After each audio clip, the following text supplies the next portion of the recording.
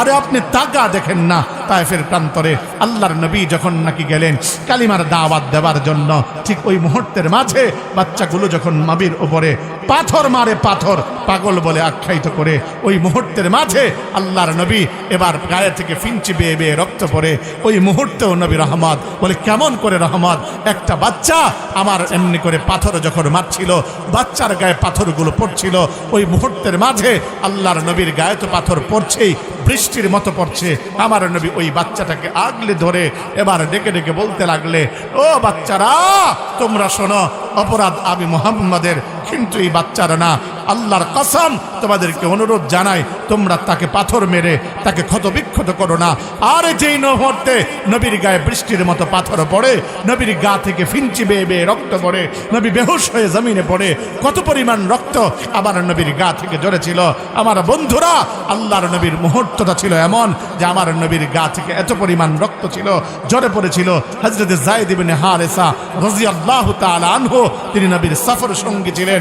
নবী আমার ডেকে বলেন, ও যায়েদ আমার পা থেকে জুতা খানা খুলে দে। যায়েদ এবার ডেকে ডেকে বলল, বাবা পারছি তো না, রক্তে চাকা বেঁধেছে। ওই মুহূর্তেও নবী ওই বাচ্চাটাকে রাহমাতাল লিল আলামিন নবী আগলে ধরে ডেকে ডেকে বলতে লাগলো, শোনো, পাথর মারো, আমি মুহাম্মদকে মারো, এই নাও পিঠটা আমি পাঠিয়ে দিলাম, কিন্তু সাবধান, এই বাচ্চাটাকেও তোমরা পাথর মেরে ক্ষতবিক্ষত করো না। অমন দয়ার নবী আমার নবী রাহমাতাল লিল আলামিন। এটা আমার বাপ ওই নবী জন্য না করতে পারলেন না।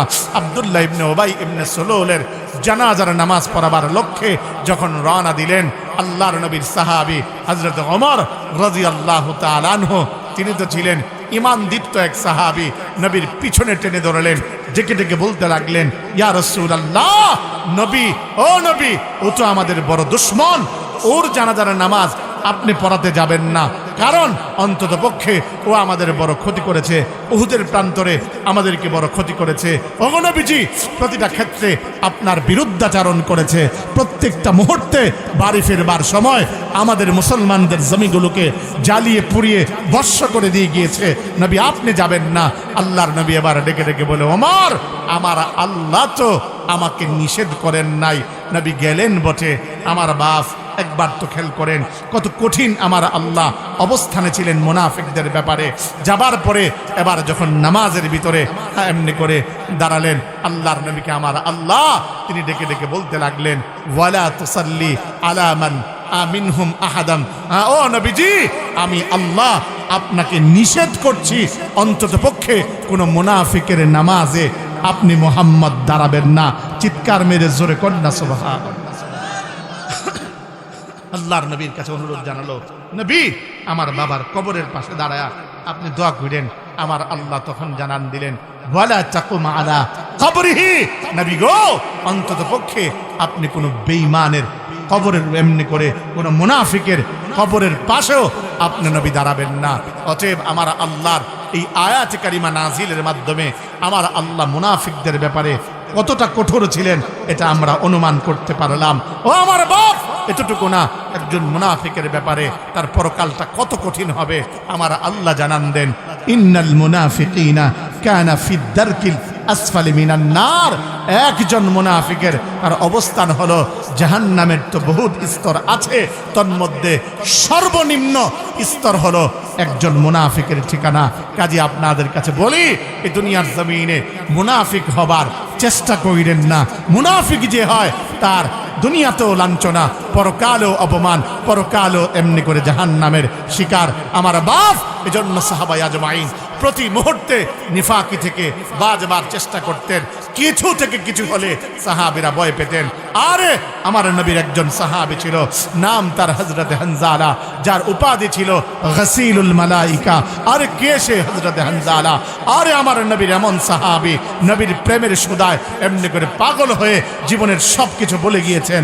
ও মুসলমান, হযরত হানজালা রাদিয়াল্লাহু তাআলা আনহু যখন নাকি আল্লাহর নবী যুদ্ধের ময়দানে ওই মুহূর্তে যখন ঘোষণা আসলো, কদ কুতিলা মুহাম্মদ, বদ উহুদের প্রান্তরে নবী আমার শহীদ হয়ে গিয়েছেন, তখন তো মুসলমান মুসলমানদের অবস্থা এমন ছিল, একজন মহিলা যুদ্ধের ময়দানে দৌড়া যায়, এবার এমনি করে বেঈমানগুলো ডেকে ডেকে বলে, মহিলারে কোথায় যাও, তোমার বাবা যুদ্ধের ময়দানে গিয়েছিল, সে তো শহীদ হয়ে গিয়েছে।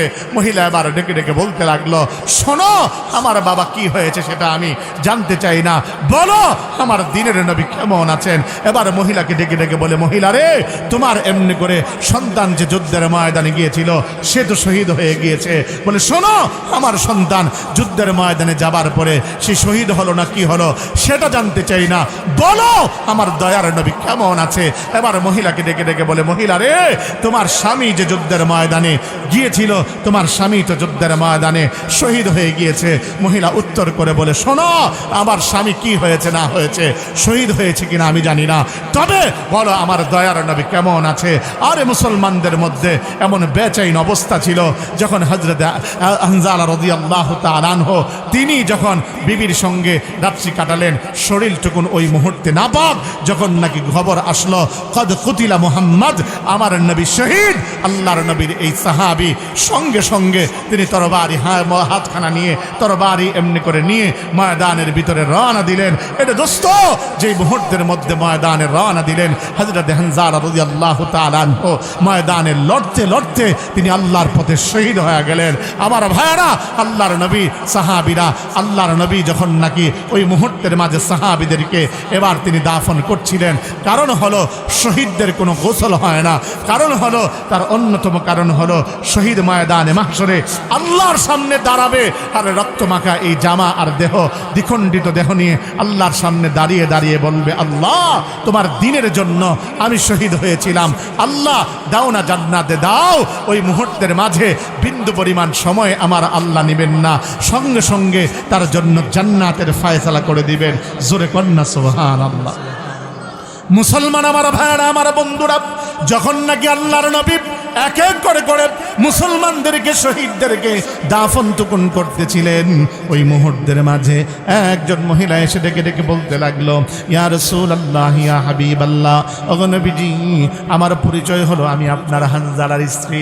ওগো নবীজি সমস্ত শহীদদের তো আপনি গোসল না করে আপনি দাফন করবেন, কিন্তু নবী গো অন্তত পক্ষে আপনার হানজালার গোসল না করে আপনি অন্তত পক্ষে তাকে দাফন করবেন না। আল্লাহর নবী ডেকে ডেকে বলেন, কেন গো বলো। এবার ওই হানজালার বিবি ডেকে ডেকে বলতে লাগলো, ইয়া রাসূলুল্লাহ, ইয়া হাবিবাল্লাহ, এজন্য আপনি দাফন করবেন না, কারণ হানজালা আমার সঙ্গে মিলন করবার শেষে তার উপরে গোসল ফরজ হয়েছিল, যার কারণে আপনার শাহাদাতের খবর শুনবার পরে হানজালা আর বরদাস্ত করতে পারে নাই, সঙ্গে সঙ্গে তরবারিখানা নিয়ে ময়দানে ছুটে এসেছে। ওগো নবীজি এভাবে করে করে আমার মনে হয় এই ময়দানে আমার হানজালাও মনে হয় শহীদ হয়েছে। আল্লাহর নবী এবার হানজালার লাশ খুঁজতে লাগলেন। এমন সময় আল্লাহর নবীর কাছে ওহী আমার আল্লাহ পাঠা দিলেন, ওগো নবীজি অন্তত পক্ষে হানজালার লাশ আপনার খুঁজতে হবে না, হানজালাকে নিয়ে আপনার চিন্তা করতে হবে না। হানজালার শাহাদাতে আমার আল্লাহ এত পরিমাণ খুশি হয়েছেন, আমার আল্লাহ রাব্বুল আলামিন হানজালাকে দুনিয়ার পানি দিয়ে গোসল দেন নাই, দুনিয়ার মানুষের হাত দিয়ে গোসল দেন নাই। আমার আল্লাহ হানজালার লাশে এমনি করে শাহাদাতে খুশি হয়ে জান্নাতের পানি দিয়ে ফেরেশতাদের হাত দিয়ে গোসল দিয়ে এই মুহূর্তে দুনিয়ার জমিনে প্রেরণ করে দিয়েছেন। চিৎকার মেরে জোরে কন্যা সুবহানাল্লাহ। আমার বাপ হযরত হানজালার দিকে নবীজি তাকান, এবার তাকা দেখেন চুল দিয়ে টপ টপ টপ টপ করে পানি পড়ে। নবী আমার বুঝার বাকি রইল না, তাকে জান্নাতের পানি দ্বারা গোসল দেওয়া হয়েছে। গাসিলুল মালাইকা, ওই সাহাবী হযরত হানজালা দুনিয়ার জমিনে যখন জীবিত ছিলেন তখন মক্কার অলিতে গলিতে ঘুরেন আর ডেকে ডেকে বলেন, নাফাকা হানজালা, হানজালা মুনাফিক হয়ে গিয়েছে, হানজালা মুনাফিক হয়ে গিয়েছে। তাদের মাঝে নিফাকির হানজালা এই কথা কেন বলো? হানজালা উত্তর করে বলে, ইয়া রাসূলুল্লাহ, নবী আমি যখন আপনার দরবারে থাকি তখন দিল তো থাকে এক, যখন দরবার থেকে বের হয় দিলের অবস্থা হয়ে যায় আরেক। এজন্য মনে হয় আমার এই দিলের হালতের পরিবর্তনের কারণে আমি মুনাফিক হয়ে গিয়েছি। আল্লাহর নবী বলে, না রে, এভাবে করে করে আলেমদের মসজিদ, এভাবে করে করে আমার দরবারে থাকলে আখিরাতের ফিকির থাকবে, এটাই স্বাভাবিক। এজন্য আপনাদের একটা কথাই বলি, এই দুনিয়ার জমিনে নবী তো নাই, নবীর ওয়ারিসরাই জমিনে জিন্দা আছেন। নবীর ওয়ারিস হলো উলামায়ে কেরাম। তাদের মজলিসে যাবেন, তাদের মজলিসে বসবেন, কেননা রাসূলুল্লাহ বলেন আখির জামানায় ঈমানকে ধরে রাখা বড় কঠিন, কারণ ঈমানকে ধরে রাখা সকালের মুমিন, সেজন্য বিকালের কাফের। শুধু এতটুকু না, ঈমানকে ধরে রাখা কতটা কষ্টসাধ্যের হবে। জ্বলন্ত আংরা হাতের মধ্যে ধরে রাখা যতটা কষ্টসাধ্যের, তার চাইতে অধিকতর কষ্টসাধ্যের হবে ঈমানকে ধরে রাখা। এজন্য রাসূলুল্লাহ বলেন আলাইকুম বিমুজালাসাতিল উলামা, উম্মত তোমাদের জন্য আমি রাসূল বাধ্য করে দিলাম তোমরা আলেমদের মজলিসে বসবে। অতএব আপনাদের কাছে ওয়াদা নিতে চাই, বেশি বেশি আলেমদের মজলিসে বসবেন। রাজি আছেন তো ইনশাআল্লাহ? সকলে রাজি আছেন তো ইনশাআল্লাহ? আল্লাহ কবুল করে জোরে বলেন আমিন। আমার বন্ধুরা, আমার ভাইয়েরা, আমি আপনাদের কাছে যে কথাটুকুন বলতে চাই সেটা হলো, হযরতে হানজালা এমন হালত ছিল, সাহাবীদের মধ্যে নিফাকের বড় ভয় ছিল, মুনাফিকের ভয় ছিল। আর এতটুকু না, হযরত ওমরের দিকে তাকান। হযরত ওমর ইবনুল খাত্তাব রাদিয়াল্লাহু তাআলা আনহু, যার মর্যাদা রাসূলুল্লাহ এভাবে করে বর্ণনা করেন, ওমর ফিল জান্নাহ, ওমর জান্নাতে, যার মর্যাদা রাসূলুল্লাহ এভাবে বর্ণনা করেন। আহারে, আমার নবী বলেন, লাউ কানা বাদি নবিয়ান লাকানা ওমর, আমার পরে যদি কেউ নবী হতো, এই ওমরই নবী হতো। আমার বন্ধুরা, এতটুকু না, একদিন চন্দ্রিমার এক রজনীতে নবীজি বসা, ওই মুহূর্তে আয়েশা সিদ্দিকা পাশে ডেকে ডেকে বলতে লাগলেন, আয়েশা জানো আকাশে যত নক্ষত্র আছে এত সমপরিমাণ আমার উম্মতের মাঝে এমন একজন ব্যক্তি আছে, তার আমল নামায় অতগুলো নেক আছে। হযরত আয়েশা সিদ্দিকা রাদিয়াল্লাহু তাআলা আনহা, তিনি মনে মনে ভাবতে লাগলেন, এটা বুঝি আমার বাবা আবু বকর হবে। নবী আমার ডেকে বলেন, না রে আয়েশা, এটা তোমার বাবা আবু বকর নয়, এটা হলো আমার ওমর। চিৎকার মেরে জোরে কোন সুবহানাল্লাহ। মুসলমান আমার ভাইরা, আমার বন্ধুরা, শুধু তাই নয়, হযরত ওমরের মর্যাদা আমি কি করে বর্ণনা করব? স্বয়ং আমার আল্লাহ জিবরাইলকে আমার নবীর কাছে পাঠা দেন। আমার নবী এসে আমার নবীর কাছে এসে জিবরাইল বলে, ওগো নবীজি, প্রত্যেক দিন এক এক ওহী নিয়ে আপনার কাছে আসি, আজ কেন এসেছি জানেননি? আজ শুধুমাত্র কেবলমাত্র এসেছি আপনার ওমরের প্রশংসা করবার জন্য। আল্লাহর নবী আবার ডেকে ডেকে বলতে লাগলেন, এরে জিবরাইল, এভাবে করে করে আমার ওমরের প্রশংসা করবা, অসুবিধা কি? তাহলে করো, কারণ ছাত্রের প্রশংসা মানে ওস্তাদের প্রশংসা, সন্তানের প্রশংসা মানে পিতার প্রশংসা, মুরিদের প্রশংসা মানে পীরের প্রশংসা। আমার ওমরের প্রশংসা করবা, তাহলে তো এটা ভালো কথা, করো না আমার ওমরের প্রশংসা। ওই মুহূর্তের মধ্যে আল্লাহর নবীকে এবার ডেকে ডেকে বলতে লাগলেন, নবী গো, আপনি এবার বলেন তার প্রশংসা আমি করব, আমার সময় দিবেন কতক্ষণ? আমার নবী এবার ডেকে ডেকে বলেন, যাও, তোমার সময় দিলাম ইয়াউমুন ওয়াহিদ, একদিন। আল্লাহর নবীকে ডাক দিয়ে বলেন, নবী গো, আপনার ওমর এত প্রশংসায় প্রশংসিত, এত গুণে গুণান্বিত, একদিনে তার প্রশংসা করে শেষ করতে পারবো না। নবী আমার ডেকে ডেকে বলেন, যাও 2 দিন দিলাম, বলে হবে না। যাও 3 দিন দিলাম, বলে হবে না। যাও 1 সপ্তাহ দিলাম, বলে হবে না। যাও 1 মাস দিলাম, বলে হবে না। যাও 1 বছর দিলাম। আল্লাহর নবীকে এবার ডেকে বলেন, হবে না। নবী আমার ডাক দিয়ে বলেন, রে জিবরাইল, 1 দিন থেকে নিয়ে 1 বছর পর্যন্ত তোমাকে সময় দিলাম, তুমি কেবলমাত্র বলো হবে না, হবে না। তাহলে তুমি বলো আমার ওমরের প্রশংসা করতে তোমার সময় লাগবে কতদিন? হযরতে এমনি করে হযরতে জিবরাইল আমিন তিনি ডেকে ডেকে বলেন, ইয়া রাসূলুল্লাহ, আপনার ওমর এত প্রশংসায় প্রশংসিত, এত গুণে গুণান্বিত, আপনার ওমরের প্রশংসা করতে আমাকে যদি নূহ নবী যতদিন পর্যন্ত এই জমিনের বুকে কালিমার দাওয়াত দিয়েছেন, ততদিন পর্যন্ত যদি আপনি আমাকে সময় দেন 950 বছর, আমি চেষ্টা করে দেখব আপনার ওমরের প্রশংসা করে শেষ করতে পারে কিনা। জোরে কন্যা সুবহানাল্লাহ। ও মুসলমান, ওমরের প্রশংসা করতে ফেরেশতা হযরত জিবরাইল আমিন নবীর কাছে আসে আর ডেকে ডেকে বলে ৯৫০ বছরের অধিকতর সময়ে আমাকে দিলে আমি ওমরের প্রশংসা করতে পারবো। ওই শান মান ওয়ালা সাহাবী হযরত ওমর ইবনুল খাত্তাব রাদিয়াল্লাহু তাআলা আনহু নিফাকের কতটা ভয় করত। হযরত ওমর হযরত হুযায়ফা ইবনুল ইয়ামান রাদিয়াল্লাহু তাআলা আনহুর কাছে যে নবীজি মুনাফিকের তালিকা যার কাছে জমা দিয়ে গিয়েছিলেন, নবীজি ওই সাহাবীর কাছে ওমর এবার দৌড়া গেলেন, ডেকে ডেকে বলতে লাগলেন, হুযায়ফা ভাই তুমি আমাকে বলো মুনাফিকের তালিকায় আমি ওমরের নাম কানা আছে কিনা? এরে আমার বাপ, আজ হযরত ওমরের মতো মানুষ, এত সম্মানওয়ালা মানুষ মুনাফিকের তালিকায় নিজের নাম খোঁজে, আর আমি আপনি আজ আমল নাই, আবার আপনার কোনো প্রকার ঠিক মতো নামাজ নাই, কোরআনের তেলাওয়াত নাই, ঠিক মতো রোজা নাই, হজ নাই, যাকাত নাই, আজ আমি আপনি খুঁজি আমার আপনার নাম জান্নাতীদের তালিকায়।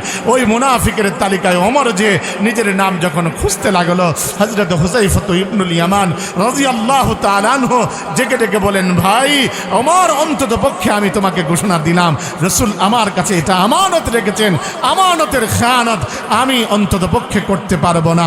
ঠিক ওই মুহূর্তের মাঝে হযরত ওমর ফেরত চলে গেলেন। পরের দিন বারাক্রান্ত হৃদয় নিয়ে আবারও আসলেন, এবার ডেকে ডেকে ঝিরি ঝিরি বৃষ্টি হয়, হুযায়ফার কাছে বলতে লাগলেন, ভাই এবার তুমি বলো আমি মুনাফিকের নামটা, মুনাফিকের তালিকায় আমি ওমরের নামখানা আছে কিনা? হযরত ওমর ইবনুল খাত্তাব রাদিয়াল্লাহু তাআলা আনহু এভাবে বলবার পরে এবার তিনি উত্তর করে বলতে লাগলো, শোনো ওমর, আমি অন্তত পক্ষে ভাই মুনাফিকের তালিকায় তোমার নাম আছে কিনা এটা আমি বলতে পারবো না, কারণ রাসূল এটা আমার কাছে আমানত রেখেছেন। আমার বন্ধুরা, আমার ভাইয়েরা, ঠিক ওই মুহূর্তে হযরত ওমর তিনি এবার জিজ্ঞাসা করলেন, হুযায়ফা ভাই এবার তুমি আমাকে উত্তর করে বলো, আজ রাতে আমি যদি ইন্তেকাল করি, আগামীকাল তো আমার জানাজা হবে, বলো ওই জানাজায় তুমি আসবে কিনা, জানাজায় অংশগ্রহণ করবে কিনা? হুযায়ফা ইবনুল ইয়ামান রাদিয়াল্লাহু তাআলা আনহু ডেকে ডেকে বলতে লাগলো, ভাই কেন যাব না, রাসূলুল্লাহ দ্বিতীয় নাম্বার, তুমি খলিফা, এতটুকু না আমার রাসূল যার ব্যাপারে অসংখ্য অসংখ্য অসংখ্য এভাবে প্রশংসার বাণী শুনিয়েছেন, ওই ওমরের জানাজায় আমি যাব না, তা তো হতে পারে না। এবার হযরত ওমর তিনি হাসি দিয়ে বলতে লাগলেন, বুঝেছি ভাই, তুমি যখন আমার জানাজায় যাবে আমি বুঝে নিয়েছি মুনাফিকের জানাজায় তুমি যাও না, তার মানে বুঝে গেলাম মুনাফিকের তালিকায় আমি ওমরের নামখানা। অনেক কষ্ট হয় সুবহানাল্লাহ বলতে, আপনাদের অনেক কষ্ট হয় সুবহানাল্লাহ, হ্যাঁ সুবহানাল্লাহ যে বললেন আপনাদের কি লাভটা হলো একবারও বুঝলেন না বাপ, একবারও বুঝলেন না। যদি আজ বুঝতেন অন্তত পক্ষে জবানটাকে বন্ধ রাখতেন না। বলে কেমন করে জবান বন্ধ রাখতেন না? যখন বলেন না আপনি সুবহানাল্লাহ, তখন এই কথার স্বীকৃতি দেন, আয় মালিক আপনি পবিত্র। তখন আমার আল্লাহ খুশি হয়ে ফেরেশতাদেরকে ডেকে ডেকে বলে, ফেরেশতারা বান্দা আমার বলেটা কি রে? বলে মালিক আপনার বান্দা বলছে আপনি পবিত্র। আমার মালিক এবার ডেকে ডেকে বলে, ফেরেশতারা আমি অটোমেটিক এমনি পবিত্র, আমার তো কোনো গুনাহ নাই, গুনাহের ময়লা নাই। বান্দা যারা এখানে বসা এদের গুনাহ আছে, গুনাহের ময়লা আছে। ফেরেশতারা তাহলে তোরা সাক্ষী থাক, তোরা জেনে রাখ যে বান্দা জবান খুলে বড় কষ্ট করে বলছে সুবহানাল্লাহ, আমি আল্লাহ ঘোষণা করলাম আমি আল্লাহ তাদেরকে গুনাহের ময়লা থেকে পবিত্র বানাই। আরো জোরে বইলা আরেকটু পবিত্র হন না, আরো চিৎকার মেরে বইলা আরেকটু পবিত্র হন না। আপনাদেরই শুধু পবিত্র হওয়া দরকার, এই এলাকাবাসীর কারো দরকার নাই। আমার রাস্তাঘাটে দোকানপাটে অসংখ্য ভাইয়েরা বসা, আমার বাপ আজকের মজলিসের দাম যদি আপনি বুঝতেন, খোদার কসম অন্তত পক্ষে আপনি মজলিসে খুব দ্রুত সময়ের মধ্যে আসতেন। শুধু আজকে আমি দেখতে পেলাম আসবার পথে বিএমপি আর এমনি করে আমার জামাতের ভাইদের বিভিন্ন অনুষ্ঠান আজ ছিল, অসংখ্য মানুষের ঢল সেখানে নেমেছিল, কিন্তু খোদার কসম আজ দ্বীনি মজলিসের দাম যদি বুঝতো সেখানে ডল বাদ দিয়ে এই জায়গায় আসতো। কারণটুকুন হলো তাদের এই মজলিস থেকে এই আল্লাহর ঘরের আল্লাহর দ্বীনের এই মজলিসের দাম কম না বেশি? জোরে বলেন, জোরে বলেন, জোরে বলেন। আর দোস্ত কত পরিমাণ বেশি আপনাদেরকে কেমন করে বোঝা যাব? আমার মালিক ডেকে ডেকে বলেন, ফাযকুরুনি আযকুরুকুম ওয়াশকুরুলি ওয়ালা তাকফুরুন। আরে বান্দা আমি মালিককে স্মরণ করো, আমি মালিক তোমাকে স্মরণ করব। আর এই আয়াতের ব্যাখ্যায় আল্লামা জালালউদ্দিন সুয়ুতি রাহমাতুল্লাহ আলাইহি বড় চমৎকার একখানা হাদিস এনেছেন। আরে হাদিসটুকুন কি? হাদিসে কুদসি, কথা আমার আল্লাহর বের করেছেন আমার রাসূলের জবান দিয়ে। বড় চমৎকার কথা, মান যাকারানি নাফসি যাকারতুহু ফি নাফসি। আমার কোনো একটা বান্দা যদি আমি মালিককে স্মরণ করে একা একই অবস্থায়, আমি মালিকও তারে স্মরণ করি একা একই অবস্থায়। চিৎকার মেরে জোরে কন্না সুবহানাল্লাহ। ওয়া মান যাকারানি ফি মালাইন যাকারতুহু ফি মালাইন খাইরিন মিন মালইহি।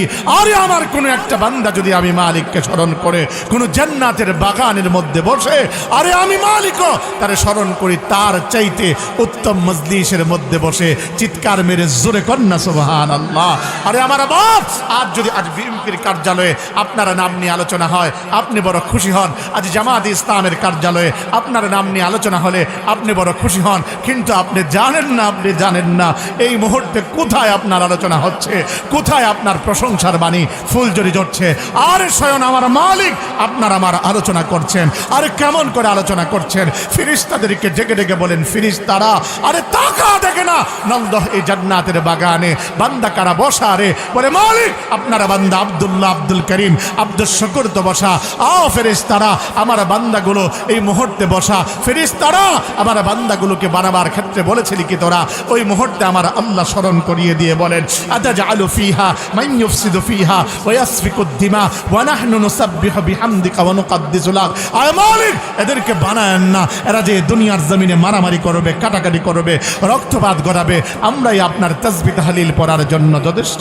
আবার মালিক এবার ডেকে ডেকে বলে, ফেরেশতারা এবার বল না আমার এই বান্দাগুলো এই মুহূর্তে করেটা কি?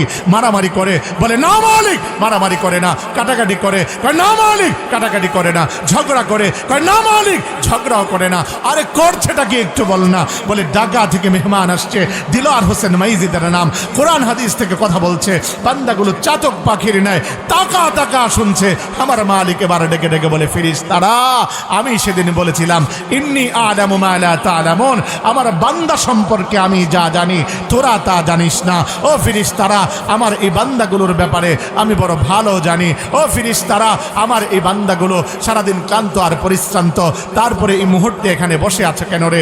আমার মালিক এই কথা বলবার পরে ফেরেশতারা ডেকে বলে, মালিক এটা আপনি ভালো জানেন। এবার ফেরেশতারা বলে, মালিক আপনার কিছু পাবার আশায়, কিছু গুনাহ মাফের আশায়। আমার মালিক এবার ডেকে বলে, ফেরেশতারা ওরা কি আমাকে দেখেছে? বলে না আপনাকে দেখে নাই। ওরা কি আমার নবীকে দেখেছে? বলে না মালিক আপনার নবীকে দেখে নাই। ওরা কি আমার জান্নাত দেখেছে? বলে না মালিক আপনার জান্নাত দেখে নাই। ওরা কি আমার জাহান্নাম দেখেছে? বলে না মালিক আপনার জাহান্নামও দেখে নাই।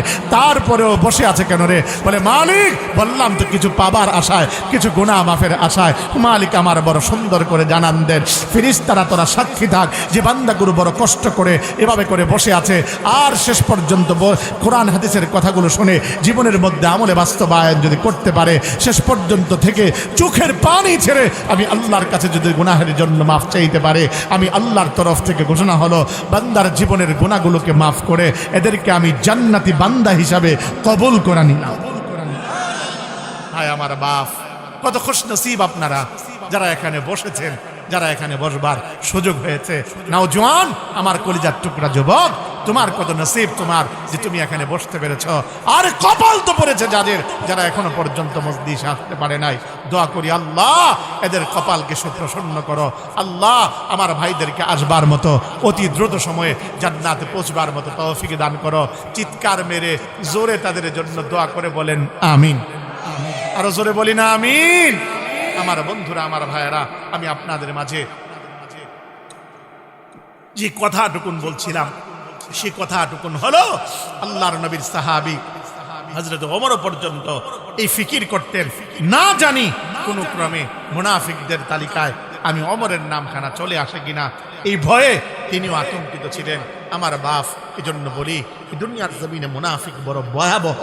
আমার এই কথা দ্বারা আপনারা যতটুকু বুঝিলেন আমার ধারণা দুনিয়াতেও তাদের জন্য লাঞ্ছনা, দুনিয়াতেও তাদের জন্য অপমান অপদস্থতা, পরকালেও আমার আল্লাহর জাহান্নাম তাদের জন্য নির্ধারিত।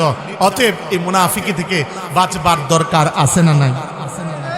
কথা বলেন না কেন? মুনাফিকি থেকে বাঁচবার দরকার আছে না নাই? এবার বলবেন হুজুর মুনাফিক কেমনে হয়, কিভাবে হলে মুনাফিক হয়? আমার বন্ধুরা, আমার ভাইয়েরা, আল্লাহর রাসূল বলেন আয়াতুল মুনাফিকি সালাস, মুনাফিকের আলামত হলো কয়টা? একটু আমার সঙ্গে বলেন না, মুনাফিকের আলামত কয়টা? আল্লাহর নবী এবারে ডেকে ডেকে বলেন, ইদা হাদ্দাসা কাযাবা। মুনাফিকের প্রথম নম্বর আলামত হলো মুনাফিক কথায় কথায় মিথ্যে কথা বলে। 2 নম্বর হলো ওয়াইদা ওয়াদা আখলাফা। মুনাফিক যখন নাকি কারো সঙ্গে কোনো প্রতিশ্রুতি দেয়, প্রতিশ্রুতিকে ভঙ্গ করে। 3 নম্বর মুনাফিকের আলামত হলো ওয়াইদা আতুমিনা খানা। মুনাফিক যখন কোনো বিষয়ের আমানত রাখে তা খেয়ানত করে। আমার বন্ধুরা, আমার ভাইরা, এই দুনিয়ার জমিনে আমার আপনার মধ্যে 3টা আলামতই বর্তমানে সকলের মাঝে প্রায় সময় বিদ্যমান হয়ে যায়। অতএব এই মুনাফিকের এই আলামত থেকে বাঁচবার দরকার আছে না? না আছে, এই জন্য আছে কারণ যে কোনো মুহূর্তে মুনাফিকের কোনো একটা আলামত যদি আমার মাঝে চলে আসে, খোদার কসম আমার পরকাল বরবাদ, দুনিয়াও বরবাদ। ও মুসলমান, আমার রাসূল বলেন প্রথম নাম্বার কথায় কথায় মিথ্যা বলে। এই অভ্যাস আমাদের সমাজের মানুষের মাঝে আছে না নাই? এমন অনেক মানুষ আছে তার সারা জীবনটাই মিথ্যা, জন্মটাও মিথ্যা, তার মিথ্যার ছড়াছড়ি। অথচ রাসূল করিম সাল্লাল্লাহু আলাইহি ওয়াসাল্লাম তিনি এবারে ডেকে ডেকে বলেন, এই উম্মত, কি ভাবো তুমি মিথ্যা বললে মুক্তি পাবা? না উম্মত, তোমাকে আমি জানান দেই, আস-সিদকু ইউজি ওয়াল কিযবু ইহলিক।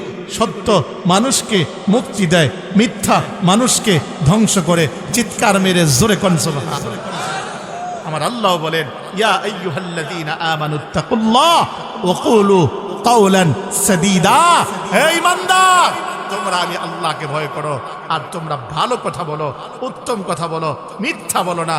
আমার বাপ, আপনাদেরকে আমি লম্বা করে শোনাবো না, ছোট্ট করে শুনিয়ে যেতে চাই। শোনেন, আসলে আমরা তো মিথ্যা বলি। আপনার কাছে একটা কথা জিজ্ঞাসা করি, একটা মিথ্যাকে ডাকবার জন্য পেরেশানিও হয়, শত মিথ্যাও আমাদের বলা লাগে। জোরে বলেন না? কিন্তু আপনি সত্য কথা বলে দেখেন, খোদার কসম আপনাকে অন্তত পক্ষে পেরেশানি হতে হবে না। আপনি সত্যের উপরে অটল অনর অবিচল থাকেন, আপনাকে আল্লাহ পাক কোনো না কোনো দিক থেকে আপনার মুক্তির ব্যবস্থা করবেন। আপনি সত্যের উপরে অটল অনর অবিচল থাকলে জেল জরিমানা ফাঁস হবে, কিন্তু এর মাঝেও আমার আল্লাহ আপনার অন্তরের ভিতরে প্রশান্তির ব্যবস্থা করে দিবেন। ঠিক কিনা বলেন?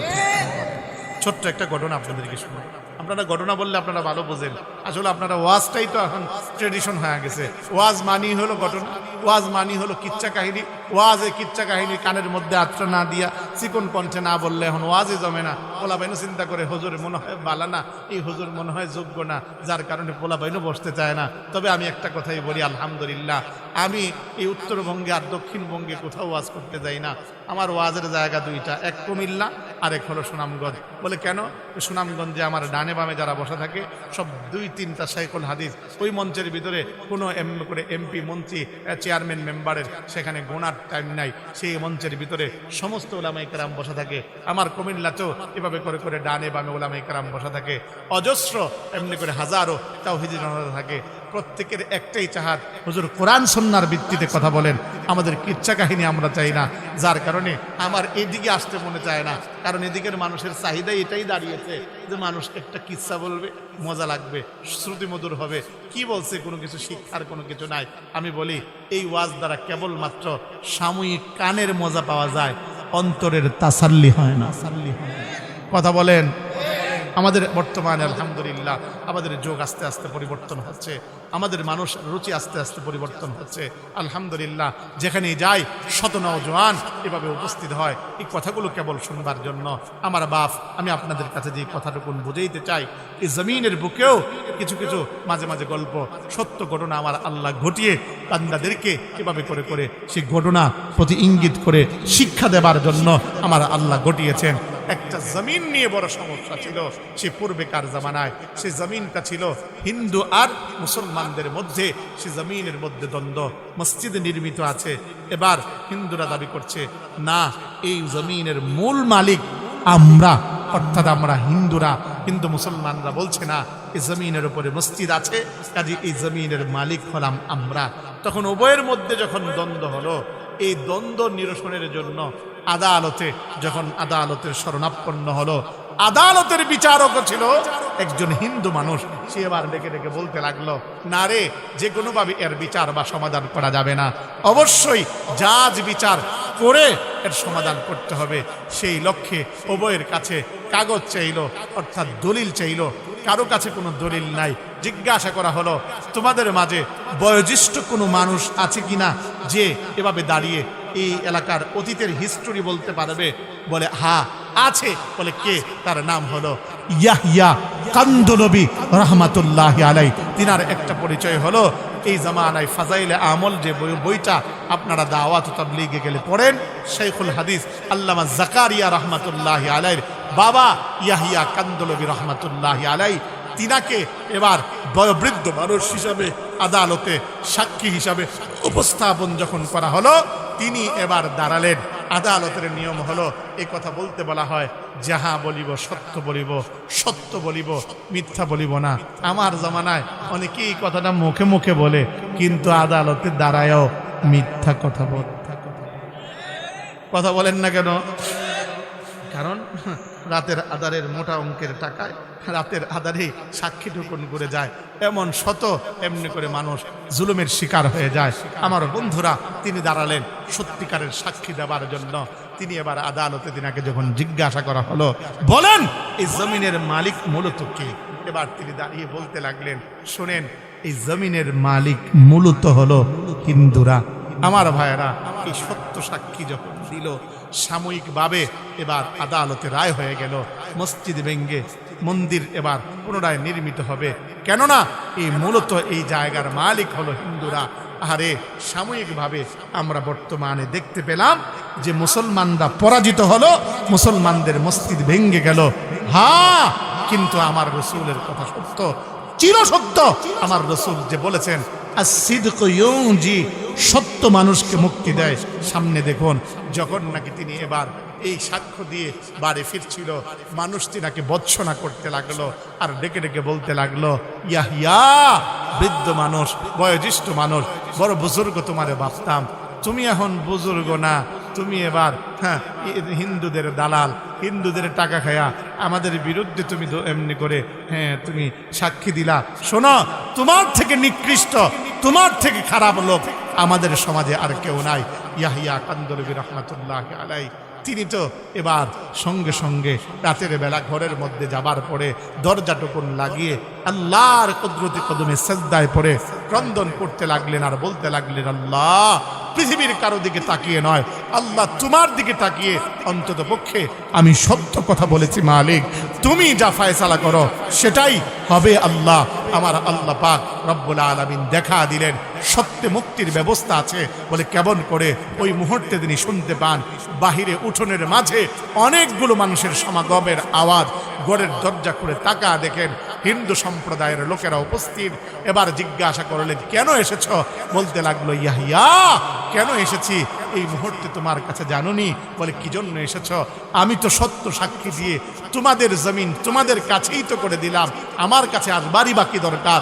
বলে ইয়াহিয়া, অন্তত পক্ষে তোমার কাছে যে কথাটা বলতে চাই, এমন জনগোষ্ঠীর বিরুদ্ধে, তোমার মুসলমানদের বিরুদ্ধে দাঁড়িয়ে সত্য সাক্ষী তুমি দিতে পেরেছ, এটা সাধারণ কোনো ব্যাপার না, অবশ্যই এটা বড় ব্যাপার। বলো তুমি কোন নবীর উম্মত? তখন হযরত ইয়াহিয়া কান্দলবী রহমাতুল্লাহি আলাই বলেছিলেন, শোনো, আমি সত্য নবীর সত্য উম্মত।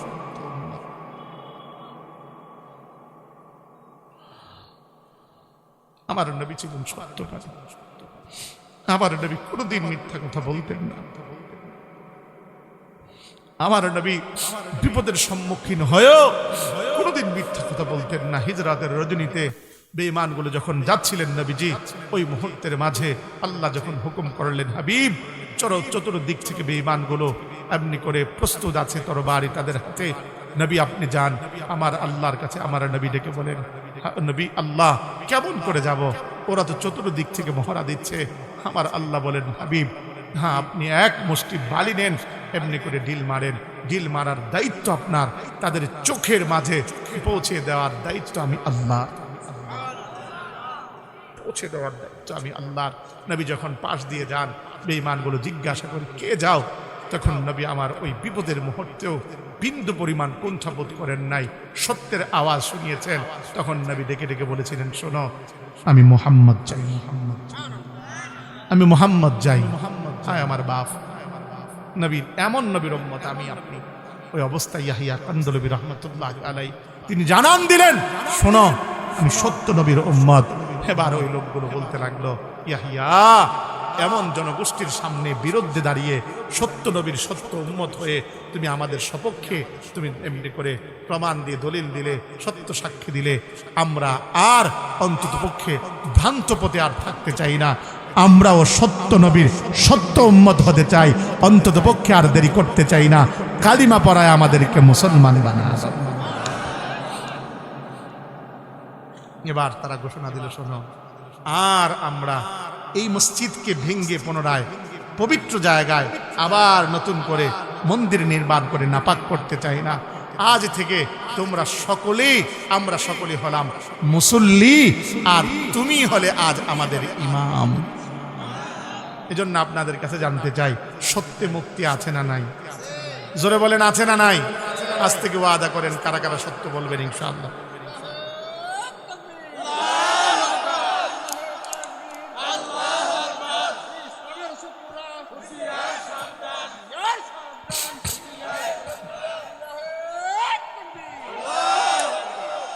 আমার ভাই, এই জন্য বলি, সদা সর্বদাই সত্য বলবো ইনশাআল্লাহ। আল্লাহর নবী এবারে ডেকে ডেকে বলেন, মুনাফিকের আলামত দ্বিতীয় নাম্বার হলো ওয়াইদা ওয়াদা আখলাফা। সে যখন ওয়াদা করে ওই মুহূর্তের মধ্যে ওয়াদার খেলাফ করে। অথচ আমার আল্লাহ পাক রব্বুল আলামিন ওয়াদার ব্যাপারে বড় গুরুত্ব কোরআনের মাজিদের মধ্যে দিয়েছেন। আমার আল্লাহ তিনি ডেকে ডেকে বলেন, ইয়া আইয়ুহাল্লাযীনা আমানু আউফু বিল উকুদ। ও ঈমানদারেরা, তোমরা ওয়াদাকে পূর্ণ করো, ওয়াদাকে পূর্ণ করো। শুধু এতটুকুই না, আমার আল্লাহ কোরআনে মাজিদের মধ্যে মুমিনদের যে সফলতার মাপকাঠি দাঁড় করিয়েছেন, আমার আল্লাহ রাব্বুল আলামিন ক্রমান্বয়ে মুমিনদের কথা যে আমার আল্লাহ বলেছেন, আমার আল্লাহ সূরা মুমিনুনের মধ্যে আমার আল্লাহ এভাবে ডেকে ডেকে বলেন, শোনো ঈমানদারেরা, মুমিন তো হলো তারা সফল, মুমিন তো হলো তারা ওয়াল্লাযীনা হুম লিআমানাতিহিম ওয়া আহদিহিম রাউন। যারা নাকি আমানতকে পূর্ণ করে এবং কৃত ওয়াদাকে পূর্ণ করে, তারাই হলো প্রকৃতপক্ষে সফল। আমার বন্ধুরা, আমার ভাইয়েরা, শুধু তাই নয়, আমার আল্লাহ রাব্বুল আলামিন তিনি ডেকে ডেকে বলেন, বালা মান আওফা বিআহদিহিম ওয়াত্তাকা ফাইন্নাল্লাহা ইউহিব্বুল মুত্তাকিন। হ্যাঁ, যারা ওয়াদাকে পূর্ণ করে এবং যারা মুত্তাকি হয়, আমার আল্লাহ ঘোষণা দেন, আমার আল্লাহ মুত্তাকিনদেরকে বড় ভালোবাসেন। চিৎকার মেরে জোরে কন্যা সুবহানাল্লাহ। আমার বন্ধুরা, আমার ভাইরা, এজন্য আপনাদের কাছে বলি, এই দুনিয়ার জমিনে কৃত ওয়াদা, যার সঙ্গে যে ওয়াদা দিবেন, ওয়াদাকে কখনো খণ্ডন করবেন না। কারণ আমার আল্লাহ পাক তিনি ডেকে বলেন, ওয়াউফু বিল আহদি ইন্নাল আহদা কানা মাসউলা। ঈমানদার, তোমরা ওয়াদাকে পূর্ণ করো। কারণ তোমরা ভেবো না এই দুনিয়ার জমিনে ওয়াদা দিলে ওয়াদা এই দুনিয়ার জমিনেই শেষ, বরঞ্চ এই ওয়াদার ব্যাপারে আমার আল্লাহর কাছে ময়দানে মাহশরে তোমাদের প্রত্যেককেই জিজ্ঞাসিত করতে হবে। আমার বন্ধুরা, আমার ভাইয়েরা, আমার আল্লাহ বলেন, বান্দারে, ওয়াদা যদি পূর্ণ করো, প্রতিদান তো আমি আল্লাহ দিব। আমার আল্লাহ বলেন, ওয়াউফু বিআহদি উফি বিআহদিকুম। বান্দারে, আমার সাথে কৃত ওয়াদা এবং বান্দাদের সাথে কৃত ওয়াদাকে যদি তুমি পূর্ণ করো, আমি আল্লাহ তোমাদের সাথে যে জান্নাত দেওয়ার যে ওয়াদা, আমি আল্লাহ সেটা পূর্ণ করব। জবান খুলে কোন সুবহানাল্লাহ। আমার ভাইয়েরা, আমার বন্ধুরা, এজন্য বলি, দুনিয়ার জমিনে ওয়াদার গুরুত্ব আমার আপনার দেওয়া দরকার। আল্লাহর নবী বিশ্ব নবী রাহমাতাল লিল আলামিন তিনি আবার ডেকে ডেকে বলেন, দিনদার নিজেকে দাবি করো, দিনদার হতে পারবা না। ওয়ালা দিনা লিমাল্লা আহাদানাহু আহাদালাহু। যার মাঝে ওয়াদার ঠিক নাই, ওয়াদা যে পূর্ণ করে না, সে পরিপূর্ণ দিনদার না, দিনদার না। আমাদের সমাজের ভিতরে অনেক মানুষ এমন আছে যাদের এমনি করে 5 ওয়াক্ত নামাজ ঠিক আছে, তাসবিহের দানাটাও প্রতি মুহূর্তে চলতে থাকে, মাথার মধ্যে এমনি করে টুপিখানা সব সময় থাকে, গায়ের মধ্যে লম্বা জামা থাকে, কিন্তু খোদার কসম ওয়াদা দিলে ওয়াদার পূর্ণ করে না। এমন লোক সমাজে আছে, জোরে বলেন। কিন্তু আমার আল্লাহ বলেন, বান্দা, এমন ব্যক্তি যদি যত বড় নিজেকে ইমানদার দাবি করে, যত বড় দিনদার দাবি করে, তোমাদের কাছে হয়তো বা দিনদার হতে পারে, কিন্তু আমি আল্লাহর কাছে সেই দিনদার নয়, বরঞ্চ আমি আল্লাহ তাকে ময়দানে মাহশরে তাকে ধরব। দুনিয়ার জমিনের জন্য আল্লাহর নবী ওয়াদার বড় গুরুত্ব দিয়েছেন, আল্লাহর নবী ওয়াদার বড় গুরুত্ব দিয়েছেন। আপনাদেরকে ছোট্ট করে একখানা ঘটনা শোনাই। এমনি করে বদর যুদ্ধের আগে হযরত হুযায়ফা ইবনুল ইয়ামান রাদিয়াল্লাহু তাআলা আনহু যখন নাকি তিনি রওনা দিলেন, আহারে মক্কার জমিন থেকে হিজরত করে মদিনায় যাবেন, বদরের ঠিক আগ মুহূর্তে, ওই মুহূর্তে বদরের ওই যদি মদিনার মধ্যে যাও তোমরা বদরের প্রান্তরে আমাদের সঙ্গে লড়তে আসবে, কাজী তোমাদেরকে মক্কার জমিন থেকে যেতে দেব না। এবার হুযায়ফা ইবনুল ইয়ামান বাপ বেটা ডেকে ডেকে বলতে লাগলো, শোনো, আমরা তোমাদের কাছে প্রতিশ্রুতি দিলাম, আমরা বদরের প্রান্তরে তোমাদের বিরুদ্ধে লড়তে আমরা আসব না।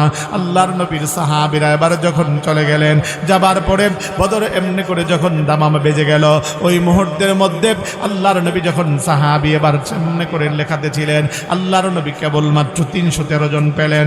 আল্লাহর নবীর ওই মুহূর্তের মধ্যে সাহাবীর বড় প্রয়োজন ছিল। আল্লাহর নবীর কাছে হুযায়ফা ইবনুল ইয়ামান বাপ বেটা এসে ডেকে ডেকে বলতে লাগলো, ইয়া রাসূলুল্লাহ, নবী গো, আমরা যখন নাকি মক্কার জমিন থেকে আসতেছিলাম, আমরা তবে ঈমানদের সাথে প্রতিশ্রুত করেছিলাম, প্রতিশ্রুতিবদ্ধ হয়েছিলাম। ওগো নবীজি, আমরা এখন কি করব? আমরা কি যুদ্ধের ময়দানে যাব, নাকি প্রতিশ্রুতিকে ভঙ্গ করে যুদ্ধের ময়দানে যাব, না বাড়িতে থেকে যে প্রতিশ্রুতিকে রক্ষা করব? আল্লাহর নবীর ওই মুহূর্তের মধ্যে সাহাবীর প্রয়োজন থাকা সত্ত্বেও নবী আমার ডেকে ডেকে বলতে লাগলেন, হুযায়ফারে, না না না, প্রতিশ্রুতি বন্ধ করা যাবে না, বরঞ্চ তাদের সঙ্গে যে কৃত প্রতিশ্রুতি তোমরা করেছিলে, তোমাদের কাছে আমার অনুরোধ হলো প্রতিশ্রুতিকে তোমরা রক্ষা করো, তোমরা যুদ্ধের ময়দানে যেও না, তোমরা তোমাদের এমনি করে আবাস স্থলে থেকে যাও। চিৎকার মেরে জোরে জোরে কন্যা সুবহানাল্লাহ। আমার বাবারা, আমার বন্ধুরা, কোনো বান্দা যখন নাকি এভাবে করে করে প্রতিশ্রুতি করে, আমার আল্লাহ তার প্রতিশ্রুতিকে রক্ষা করার নিজ জিম্মাদার হয়ে যান। এমনি করে হাদিস শরীফের এক ঘটনা আপনাদেরকে শোনাই। এক ব্যক্তি আর অপর একজন ব্যক্তির কাছে ঋণ চায়, ঋণ ডেকে ডেকে বলতে লাগে, ভাই রে, 1000 দিরহাম আমাকে দাও, আমি অন্তত পক্ষে অমুক তারিখে তোমার কাছে পৌঁছে দেব। ঠিক ওই মুহূর্তের মাঝে এবার ওই এমনি করে ব্যক্তি বলতে লাগলো, ভাই তুমি ঋণ নিবে আমার কাছ থেকে, অতএব সাক্ষীর তো দরকার। এই বাবারা, এই উঠবি না, একদম মেরালাম। বলা ভাই, পোলা ভাই, পোলা ভাই নোটে, পোলা তোর প্রস্তাবে ধরছে, হ্যাঁ? ডায়াবেটিস হলে পুরা মানুষের হইব। ডায়াবেটিস কি পোলা পেটের আছে? শয়তানে খেলে নাড়াচাড়া করে তো করে, এই জন্য। হ্যাঁ, দেখায়া দেখায় যায় হয়তো আদব মজলিস, এখানে মজলিসের মধ্যে কিছু আদব আছে না নাই? জোরে বলেন, আছে না নাই? মজলিসেরও কিছু আদব আছে। বলে কি আদব? আদব মজলিসের আদব হইলো যে অন্তত পক্ষে দেখেন, আমি কিন্তু আসছি ঢাকা থেকে বড় কষ্ট করে, অনেক কষ্ট। আমার গতকাল সফর ছিল আমার নোয়াখালীতে, নোয়াখালী থেকে আসতে আসতে রাত্র 3টা বাজছে। 3টা বাজবার পরে আমাদের জালাল ভাই সকালে 5:15 আবার স্বাভাবিকভাবে অ্যালার্ম দেওয়া আমার 5:30 বাজে, অর্থাৎ ফজরের অ্যালার্ম 5:30 বাজে, সব সময় 5:30 বাজে উঠি। আমারে মনে করেন আপনার 5:07 ফোন দেওয়া শুরু করছে, ভাই যেতে হবে, তাড়াতাড়ি করেন। আমি উঠাই আবার ঘুমায় গেছি, আবার তারপরে আমারে ফোন দিছে, আমার না আছে গোসল, আমি না আছে কোনো কিছু রেডি হওয়া। আমি ওই অবস্থায় ব্যাগ নিয়ে আমি রওনা দিছি, রওনা দিয়ে আপনাদের এখানে আসলাম। দুপুরে আসতে আসতে জোহর, একদম জোহরের নামাজ আপনাদের মসজিদে পড়লাম, জোহরের পরে বয়ান করলাম, তারপরে এমনি এমনি করে ব্যতিব্যস্ততায় সময় কেটে গেল। আমার আজকে যাওয়ার পরে আমার সারা রাত লাগবে, ফজরের পর হবে ন্যূনতম। সেখানে যাবার পরে আগামীকাল সফর হলো আমার কিশোরগঞ্জ, কিশোরগঞ্জ থেকে আগামীকাল বয়ান করে সেখান থেকে চলে যাব সুনামগঞ্জ। সুনামগঞ্জে সেখানে 3টা বয়ান, বাদ মাগরিব একটা, বাদ এসে একটা, শেষ বয়ান একটা। তারপরের দিন মাহফিল হলো কোলাউড়া, তারপরের দিন মাহফিল আবার সুনামগঞ্জ, তারপরের দিন আবার মাহফিল আশুলিয়া। এভাবে করে করে অবিরত চলছে প্রতিদিন। অতএব প্রতিদিন মেহনত আমার হয়, আপনাদের আজকে একদিন, এটা যদি সহ্য না হয় মনে করতে হবে শয়তানে নারে ঝাড়ে। কথা বলেন না কেন? আরো জোরে বলেন না কেন? হ্যাঁ, এজন্য উঠার ক্ষেত্রে আদব রক্ষা করবেন। উঠার ক্ষেত্রে আদব কি হুজুর? হ্যাঁ, পারবেন তো ইনশাআল্লাহ? কারণ আমি এখানে আসছি, আমি ইচ্ছা করে আসি নাই, আমি অন্তত পক্ষে আসছি যেহেতু আমাকে বসানো হয়েছে। আমি হলাম এখানে আপনাদের উস্তাদ, আর উস্তাদের সামনে থেকে ছাত্ররা কখনো সহজে ওঠে না, যারা উঠে অনুমতি ছাড়া ওঠে, এরা অন্তত পক্ষে আদব রক্ষা করে ওঠে না। অতএব আদব রক্ষা করে ওঠা দরকার।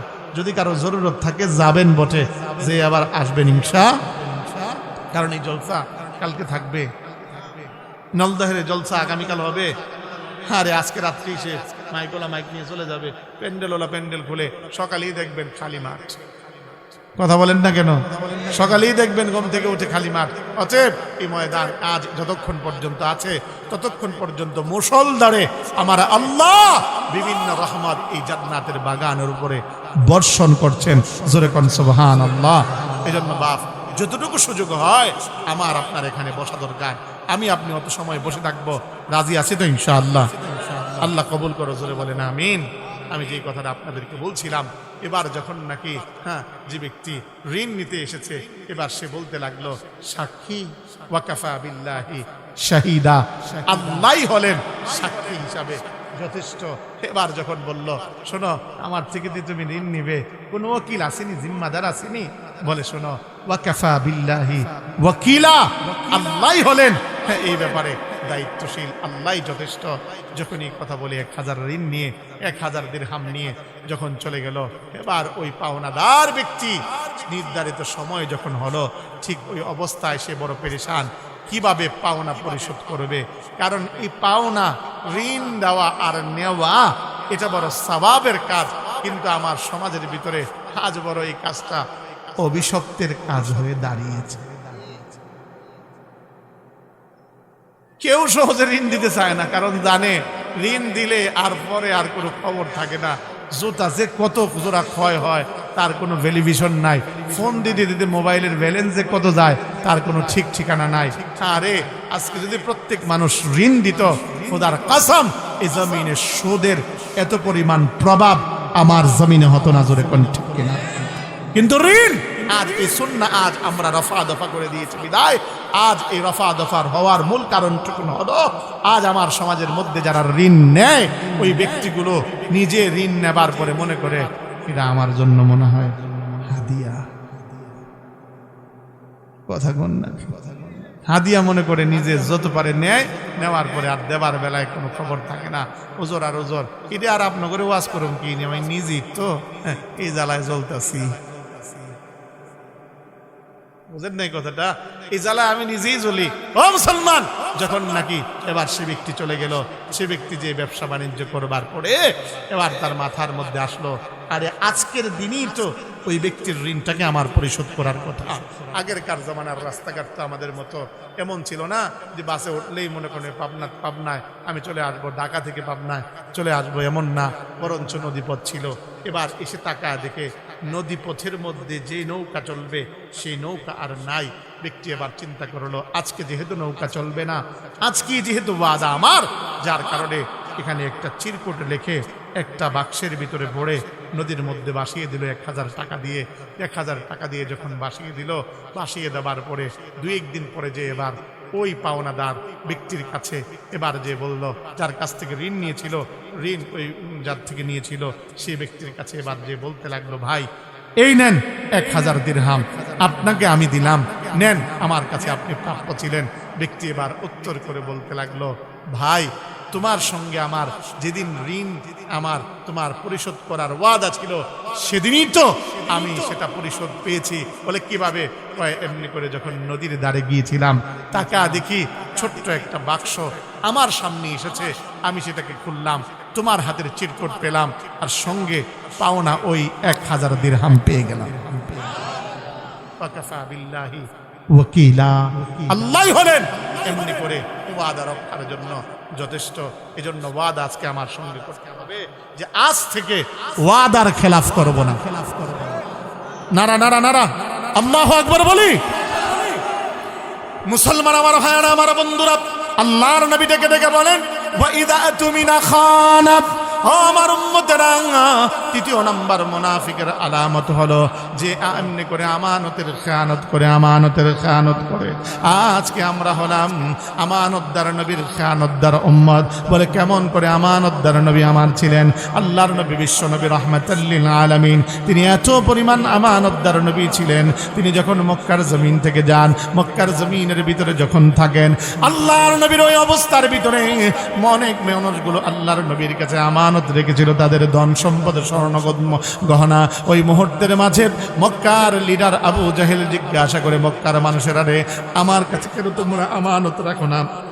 আমার কাছে কেন তোমাদের মালগুলোকে গচ্ছিত রাখো না? মক্কার ওই লিডারকে মক্কার মানুষগুলো উত্তর করে বলে, মক্কার মানুষগুলো এবার ডেকে ডেকে বলে, আবু জাহেল শোনো, মুহাম্মদ হলো শ্রেষ্ঠ আমানতদার, আর তুমি আবু জাহেল হলে রক্ষক নামের বক্ষক। তোমার কাছে টেয়া দিলে পরে আর পাওয়ার কোনো আশা করা যায় না, কিন্তু মুহাম্মদের কাছে দিলে সেটা আমানতদারির সাথে সে পরিপূর্ণরূপে আমাদের কাছে ফিরিয়ে দেয়। আল্লাহর নবী যখন মক্কার জমিন থেকে বিদায় নিচ্ছিলেন, ওই মুহূর্তের মাঝে আহারে আল্লাহর নবী পারতেন তাদের যে এমনি করে সম্পদ ছিল সেগুলো নিয়ে নবীজি মদিনায় চলে যেতে, কিন্তু নবীজি তা করেন নাই। হযরত আলী রাদিয়াল্লাহু তাআলা আনহুকে এবার নবীজি এবার ডেকে ডেকে বলতে লাগলেন, আলী রে, মক্কার জমিন থেকে আমি চলে যাব, কিন্তু মানুষের মাল নিয়ে আমি যেতে পারবো না। তোমাকে আমি দায়িত্ব দিয়ে গেলাম, তালিকাটা ধরিয়ে দিয়ে গেলাম, আগামীকাল হলে আমাকে যখন মানুষগুলো খুঁজতে আসবে প্রত্যেকের বাড়ি বাড়ি যে তাদের মালগুলো তুমি বুঝিয়ে দিবে। চিৎকার মেরে জোরে কোন সুবহানাল্লাহ। আল্লাহর নবী ওই অবস্থায় তাদের মালকে বুঝিয়ে দিলেন। ওই জন্য নবী বলতে পেরেছেন, লা ঈমানা লিমান লা আমানাতা লাহু, ওই ব্যক্তির তো ঈমানই নাই যার মধ্যে আমানতদারি নাই। ও মুসলমান, এতটুকু না, আমার আল্লাহ আমানতের গুরুত্ব দিয়েছেন। বলে কত পরিমাণ গুরুত্ব! আল্লাহর নবী যখন মক্কার জমিনে ছিলেন, ওই মুহূর্তের মাঝে কাবা গৃহের এই চাবিখানা একজনের হাতেই ছিল। মক্কার কাফেরগুলো আমানত রেখেছিল, নাম তার উসমান ইবনে তালহা। এমনি করে ওই উসমান ইবনে তালহাকে নবীজি ডেকে বলতে লাগলেন, উসমান দাও একটু বাইতুল্লাহর ভিতরে ঢুকে 2 রাকাত নামাজ আদায় করব। এবার বলতে লাগে, শোনো শোনো মুহাম্মদ, দেওয়া যাবে না, মক্কার লিডাররা আমার কাছে এটা আমানত রেখেছে। আল্লাহর নবীকে এবার যখন ফিরা দিল, নবী আমার ডেকে বলে, উসমান শোনো, একদিন এই মক্কা বিজয় করব, একদিন এই মক্কার কাবা গৃহের চাবিখানা আমার খাদে আসবে। ওই মুহূর্তের মাঝে নবী যখন মক্কা বিজয় করলেন, অনেক মানুষকে খুঁজতেছিলেন, তোর মধ্যে উসমানকেও খুঁজতেছিলেন। উসমান তো ভয়ে প্রকম্পিত। নবীজি তাকে ডাকলেন, ডেকে এনে নবীজি এবার ডাক দিয়ে বলতে লাগলেন, উসমান বলি নাই এই চাবি একদিন আমি আমার হাতে নিব, দাও চাবিখানা দাও, কাবা গৃহের চাবিখানা আমার হাতে দাও। আহারে নবীর হাতে যখন সে দিল, ওই মুহূর্তের মাঝে পাশেই অনেক সাহাবীরা মনে মনে ভাবতে লাগলো, নবী বুঝি আমাদের কাছে এই চাবিখানা হস্তান্তর করে দিবেন, উসমান থেকে নিয়ে আমাদের কাছে বুঝি দিয়ে দিবেন। তখনই আমার আল্লাহ আয়াত নাজিল করে দিলেন। চিৎকার মেরে জোরে কোন সুবহানাল্লাহ। ইন্নাল্লাহা ইয়া'মুরুকুম আন তুআদ্দুল আমানাতি ইলা আহলিহা। ও নবী, আল্লাহ নির্দেশ দিচ্ছেন আমানতের হকদারের কাছে তার আমানতকে বুঝা দেন। তার মানে আমার আল্লাহ বুঝা দিলেন, উসমানের কাছেই আপনি চাবিখানা রাখেন। আহারে এখনো পর্যন্ত ইতিহাস প্রমাণ করে, এখনো পর্যন্ত উসমান ইবনে তালহার বংশ পরম্পরায় এখনো পর্যন্ত তার বংশের হাতেই কাবা গৃহের চাবিখানা আছে। জোরে কন্যা সুবহানাল্লাহ। এজন্য আপনাদেরকে বলি, আমানতের খেয়ানত করবেন না। ছোট্ট একটা ঘটনা বলি আমার আলোচনার আপনাদের মাঝে ইতি টানছি। তাজকিরাতুর রশিদ একখানা কিতাবের নাম। ওই কিতাবের মাঝে একখানা ঘটনা উল্লেখ আছে। বলে ঘটনাটুকুন কি? ঘটনাটুকুন হলো এক বৃদ্ধা মহিলা। আগেরকার বাজার ঘাট তো আমাদের মতো সচরাচর এমনি করে দোকানপাটে পাওয়া যেত না সবকিছু। এমনি করে সপ্তাহে একদিন বাজার বসতো, সেই বাজার থেকে বাজার সংগ্রহ করে সারা সপ্তাহ বাজার চালাতো। মহিলা এবার বাজারে গিয়েছে, ঘি কিনেছে 1 কৌটা, বাড়িতে এসেছে লাঠিতে বর করে। এবার ঘি যখন ডালবার পরে তাকায় দেখে ঘিয়ের সঙ্গে এই ঘিয়ের সঙ্গে 1 পয়সা পড়লো। মহিলা এবার চিন্তা করলো, ঘি কিনছি, পয়সা কিনি নাই, কাজে পয়সাটা আমার না, পয়সাটা অবশ্যই ওই ঘি বিক্রেতার। তাই পরের সপ্তাহে লাঠিতে বর করে করে বাজারে যাবার পরে এমনি করে যে ঘি বিক্রেতাকে পাই নাই, আবার চলে আসলো, আবার পরের সপ্তাহে গেল, এবার আবারও পেল না, এবার তৃতীয় সপ্তাহে যার আবার যাওয়ার সুযোগ হলো না। ওই অবস্থায় মহিলা মারা গেল। মহিলাকে যখন কবরের ভিতরে দাফন করতে গেল, ওই মুহূর্তের মধ্যে তাকা দেখে কবর থেকে আরবি আওয়াজ বেশি আসছে। আরবি আওয়াজ যখন বেশি আসছে, মসজিদের ইমামকে ডেকে আনা হলো, বলতে লাগলো, শুনেন কি বলতে চায় মহিলা। মহিলা আবার ডেকে ডেকে বলতে লাগলো, এলাকার জনগণ তোমরা শোনো, 1 পয়সার আমানত, এটাকে আমি ফেরত দিতে গিয়ে যত পরিমাণ কষ্ট করেছি, লাঠিতে বড় করে করে বাজারে যে বারবার গিয়েছি, আমার আল্লাহ আমার বন্ধ করেছেন। প্রত্যেকটা কদমের বিনিময় জান্নাতে আমার আল্লাহ আমার মর্যাদা বাড়িয়ে দিয়েছেন।